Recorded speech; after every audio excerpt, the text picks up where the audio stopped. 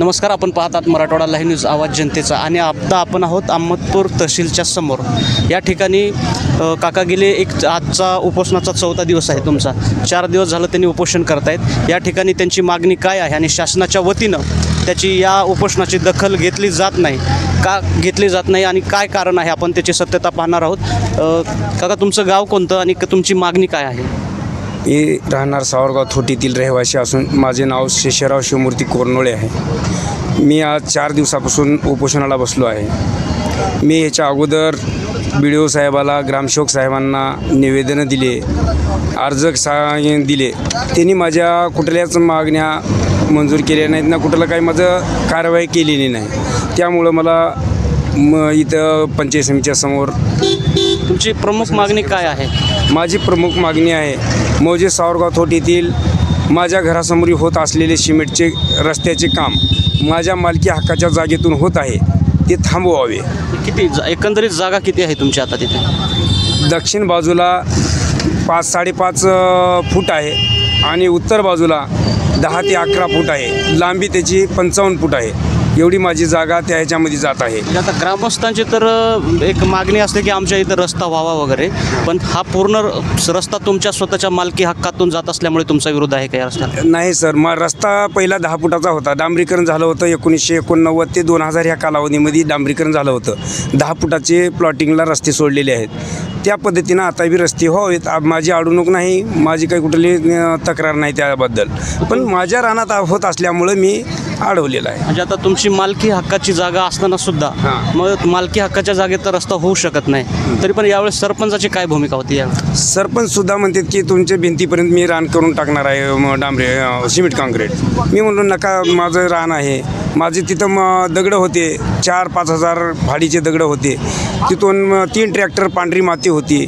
ती रात्री 10 वाजताच गावातील काही गावगुंडांनी, भावकीच्या लोकांनी सर्वांनी ती ट्रॅक्टर भरून 10 ते 3 वाजेपर्यंत पाठं उचलून टाकली. मी पोलीस स्टेशनला वेळोवेळी कळविलो, ते मला काही साथ दिले नाहीत.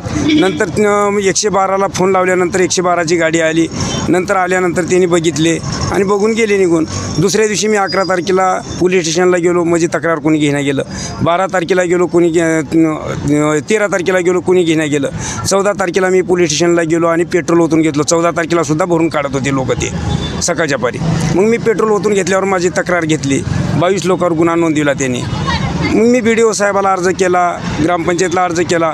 ग्रामपंचायतला अर्ज केल्यानंतर ग्रामसेवक साहेब मला आट देत नव्हते. रस्त्याची सुद्धा ती मागणी केलो मी, रस्ता कितीचा आहे ती मला दाखवा म्हणून, ते सुद्धा देत नव्हते. नंतर मग काही कालांतराने मला दिली रस्त्याची आट, दिली नाहीत आणखी बी. एकंदरीत तुमची किती जागा आहे मला तिथे? आता तिथं बघा 460 स्क्वेअर फूट माझी जागा जात आहे.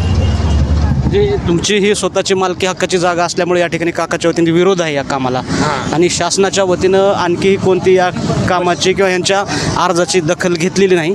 त्यामुळं आपण हे शासन आणि काकांच्या याच्यामुळे, स्वतः तुम्ही वारकरी संप्रदायातले आहेत प्रामुख्याने, त्याच्यामुळे आणि तुम्ही स्वतः अर्ज करायला गेलात त्यावेळेसही तुमची दखल घेतली जात नव्हती. म्हणजे कुठंतरी प्रशासनाच्या वतीने काहीतरी म्हणजे बेदखल केलं जातं. यावेळेस तुम्हाला आणखी काय म्हणायचे? माझ्याकडं न्यायालयाचा ठोस पुरावे दाखवा म्हणले मला. माझ्याकडे न्यायालयाचे ठोस पुरावा म्हणजे वाटणीपत्रक आहे दोघा भावाचं, 97-98 आहे. आणि ते मोगम असं आहे म्हणतात ग्रामसेवक साहेब. ते सरपंच वगैरे हे रस्ता करण्यासाठी आग्रही का आहेत? मला त्यांना त्या साईडने रस्ता काय करायचे का? तिकडं एक वस्ती वगैरे आहे की काय आहे? ते वस्ती 10-15 घरच आहे सर तिथं, आणि 10-15 घराच्या रस्त्याला ते 10 फुटाचा रस्ता सोडलेला आहे तिथं प्लॉट करते. आणि त्या ठिकाणी सगळ्याची बहुमत जास्त झालं तिथं. मी एकटाच आहे तिथं, त्याच्यामुळे ते सगळ्याच्या वतीने ते जास्त लोकांचा कल बघून त्यांनी त्यांच्याच मार्गाने पळत आहेत. पण माझी कुणी हे करत नाहीत, दखल घेत नाहीत. तिथून माझ्याकडे भूमी अभिलेखचा हे अहवाल आहे, त्याचंसुद्धा मानायला तयार नाहीत कुणी. आटाला खाडाखोड केलेली आहे ग्रामसेवक साहेबांनी, कुणं केले काही माहिती नाही. रस्त्याच्या ह्याच्यावर सुद्धा खाडाखोडी आहेत. मला नोटीस लावली घराला, मला फोन केले सेवक येऊन, आणि तुम्ही कुठं आहो? मी येऊ लागलो, एक अर्ध्या तासात येतो म्हणलो. तरी बी येईपर्यंत 10 मिनटामध्ये येऊन घराला नोटीस लावले. नोटीस लावल्यावर नंतर मला आईनं आमच्या फोन केली, बाबा असं नोटीस लावली आपल्या घराला. मी म्हणलो कशाची नोटीस आहे? तर तिने नोटीस लावली होती. मला मग लगेच फोटो काढून पाठवले. मी बघितले. 6 तारीख होती त्या दिवशी, 3 तारखेची नोटीस लावली. 3 दिवसाची मुदत दिली, 6 तारखेला त्या दिवशीच मुदत संपून गेली.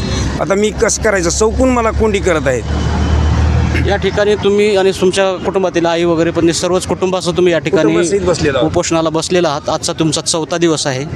प्रशासनाच्या वतीने कोणी अधिकारी किंवा कोणतं त्यांचं कोणी आले होते का, त्याची काही दखल घेतली गेली का? येऊ लागलेत, पण तिने काय म्हणते आता तुम्ही अतिक्रमणामध्ये हे केलं, तुम्हीच गुन्हेगार आहात आणि तुम्ही उठा इथून उपोषणाहून, असं त्यांचं म्हणणं आहे. मी 2-3 दिवस बी त्यांचे लेटर घेऊन पत्र घेऊन आले होते. मी काही त्यांचं पत्र घेतलेलं नाही. म्हणजे कारण तुमच्याकडे ठोस पुरावे असल्यामुळे हां. तुम्हाला न्याय पाहिजे, न्याय तुम्ही याच्यावर ठाम आहेत. या ठिकाणी आपण माझ्याकडे ठोस पुरावे आहेत, माझ्याकडे ठोस पुरावे नाहीत म्हणते त्यानं. मग ग्रामपंचायतकडे ठोस पुरावे आहेत का, ही दाखवून द्यावं त्यानं. ग्रामपंचायतच्या नावानं ती जागा खुली आहे का कुठं? नाही गेलं. प्लॉट करणारा, प्लॉटची विक्री करणार आहे, त्याच्याकडून जर त्याची शिल्लक जी जागा राहिली त्याच्या नावानं तर आहे का दाखवा म्हणावं. मग ती जागा माझ्या घरापुढली आली कुणाची, ही मला दाखवून द्यावं BDO साहेबानं, ग्रामसेवक साहेबानं. म्हणजे या ठिकाणी ग्रामपंचायत म्हणा, ग्रामसेवक म्हणा, कुठं ना कुठं त्रुटी आहेत तुमच्या मते, आणि ह्या त्रुटी काढून काकांना जी काही मागणी आहे ती मागणी मान्य झाली पाहिजे, शासनाच्या वतीने मान्य झाली पाहिजे असं त्यांचं मत आहे.